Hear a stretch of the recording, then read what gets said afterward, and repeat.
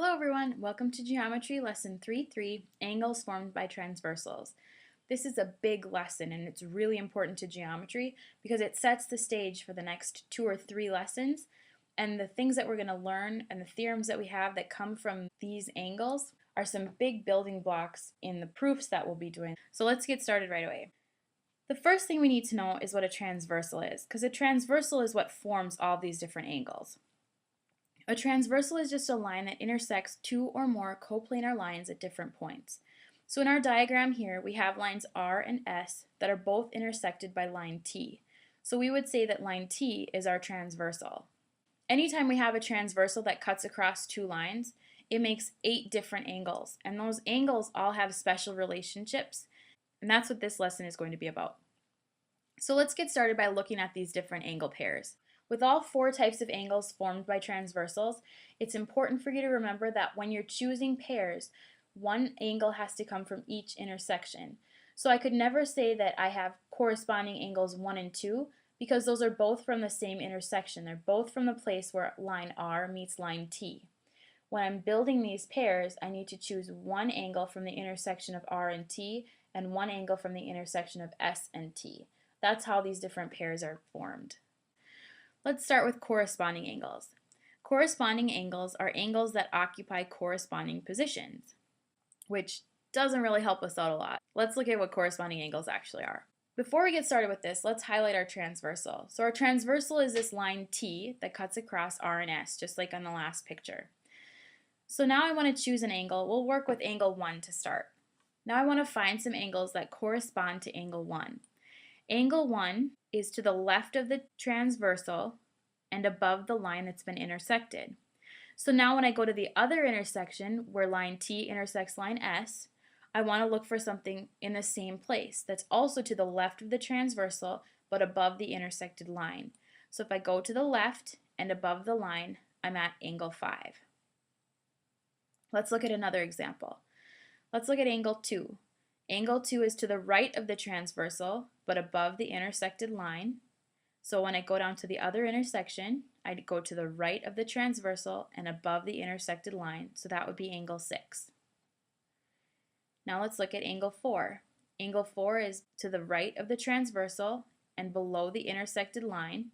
So when I go to the other intersection, we go to the right of the transversal, which would either be angle 6 or 8, and then I need to go below that intersected line, so that tells me it's angle 8. We have one more corresponding pair. So when we look at angle 3 is below the intersected line to the left of the transversal. So to the left of the transversal on the bottom intersection, I have angles 5 and 7, and I want the one that's below the line, so that's angle 7. Now let's look at our next type. Alternate interior angles are angles that are on the opposite side of the transversal and inside the 2 intersected lines. To kind of help you remember this, you can think alternate and opposite mean the same thing, and interior and inside mean the same thing. So if you can just remember where these angles are, it might help you out a lot. So let's start with this inside part. It says that interior angles are inside the 2 intersected lines. So if I highlight my 2 intersected lines, the angles that I'm looking for have to be between those 2 lines. So I'm left with just 4 angles, angles 3, 4, 5, and 6. So let's start with angle 3. That's an interior angle, so now I need the interior angle from the other intersection that's on the opposite side of the transversal. So that would be angle 6. Now our other pair, if I start with angle 5, it's on the opposite side of the transversal of angle 4. So now let's look at alternate exterior angles. Alternate exterior angles are angles on the opposite sides of the transversal and outside the 2 intersected lines. So these are kind of similar to alternate interior, except I'm looking for exterior angles this time.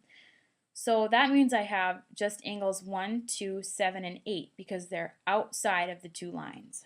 If I start with angle 1, I need to find the angle in the other intersection that's on the opposite side of the transversal, so that would be angle 8. Now I can look at angle 7, and on the opposite side of the transversal in the other intersection is angle 2.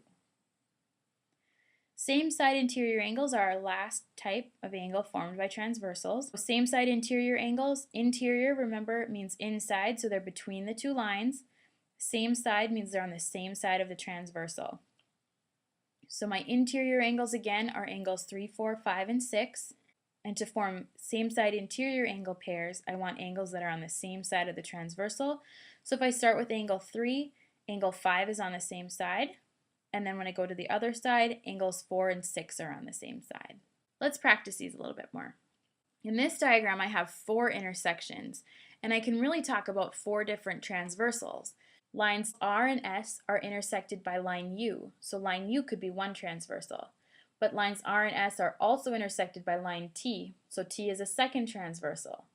Lines T and U are intersected by line R, so line R is a transversal of those two lines, and so is line S because it also intersects lines T and U. So we have 4 different intersections we can talk about and all kinds of different angle pairs. In this problem, I'm just asked to name 3 pairs of each type of angle. So let's start with vertical angles. This is something that we've had from before. This is a little bit of review before we get started with the new stuff. So vertical angles, remember, are angles that point to each other. Non-adjacent angles formed by intersecting lines.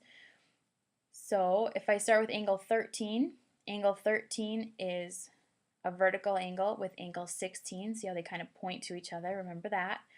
And angles 9 and 11. And just for one more example, how about we do angles 6 and 7? So one thing that it's important to note about vertical angles is that they come from the same intersection. Anywhere 2 lines meet, I have 2 different pairs of vertical angles. And hopefully you remember from section 2.4 that vertical angles are always congruent. Remember, these are my favorites. So let's move on to corresponding angles. This is one of our new angle types. And remember, corresponding angles need to come from 2 separate intersections. So let's look at lines R and S, and we'll be using line U as their transversal. So I have angles 1, 2, 3, 4, 5, 6, 7, and 8 that are formed in that grouping. And I need to choose one angle from 1, 2, 3, and 4, and one angle from 5, 6, 7, and 8 to make my pairs. So I'll start with angle 1. Angle 1 is to the left of the transversal. So to the left of the transversal down on line S, I have angles 5 and 7. And it's above the line, so above the line would be angle 5.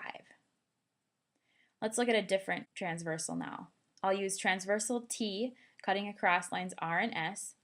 And let's start with angle 11. Angle 11 is below the line and to the right of the transversal. If I go below line S and to the right of the transversal, I'm at angle 16.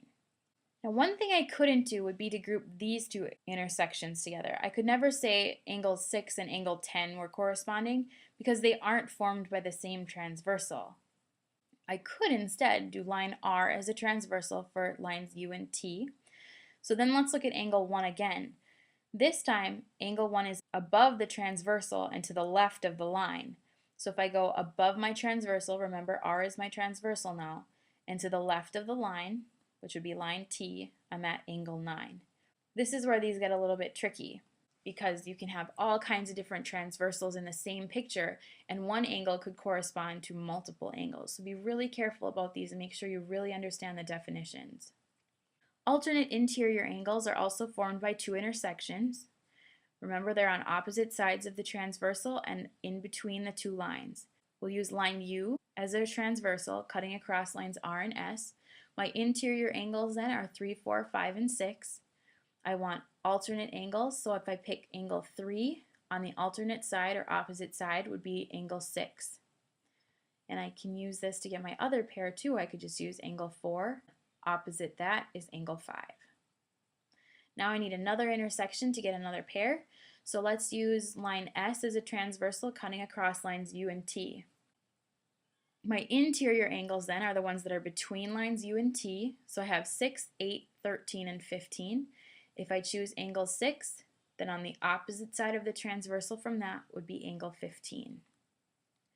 Now let's look at alternate exterior angles, and I'll use line T as my transversal, cutting across lines R and S.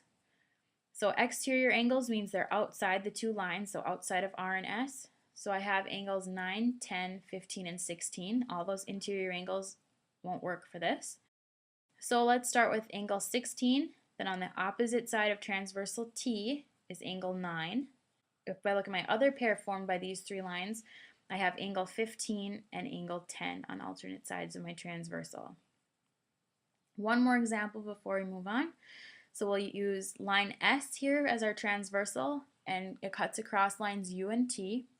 Again, our interior angles 6, 8, 13, and 15 are all gone. We don't need those. So our exterior angles, we're left with 5, 7, 14, and 16. So if I want to look at angle 7, then on the opposite side of the transversal from the other intersection is angle 14. So remember again, alternate exterior angles use two different intersections. Now we have same side interior angles. So let's use line R as our transversal and cuts across lines U and T. So here are my two intersections.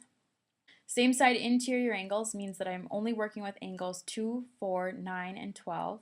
So all these exterior ones can get crossed off. And then I want same side angles, so I need angles on the same side of the transversal. Remember, R is our transversal here. So I can use angles 4 and 12 or angles 2 and 9. One more example for this one. Let's use line U as our transversal, cutting across lines R and S. So my interior angles, remember, are 3, 4, 5, and 6, and 4 and 6 is one pair that's on the same side. Now our last example is asking us for a linear pair. And this is one we've already talked about too. And linear pairs, remember, come from the same intersection, so I just need one place where two lines meet. I can get all of my examples from one intersection if I want to. So let's look at the place where lines S and T intersect. So if I look at this line, angles 14 and 16 could be used to make up that line. It can be combined to make a straight angle there. So that would be one pair. Angles 13 and 15 are also a linear pair, so I could use those. And angles 15 and 16 are too. So that's my three examples. And if I really wanted to get crazy, I suppose I could use angles 13 and 14 as well. Any one of these four intersections has four linear pairs. So it's probably one of the easier ones to name. Well, that's it for lesson 3.3. Remember, you can go back and rewatch any parts of this video if there was anything you didn't understand. Remember, knowing these angle pairs is going to be really important to the next couple sections that we have, as well as to the proofs that we'll be doing later on in the course. So please make sure you take some time to understand what these different angle pairs are. Make sure that you're able to classify and define each of these angle pairs. Thanks for joining me, and happy hypothesizing.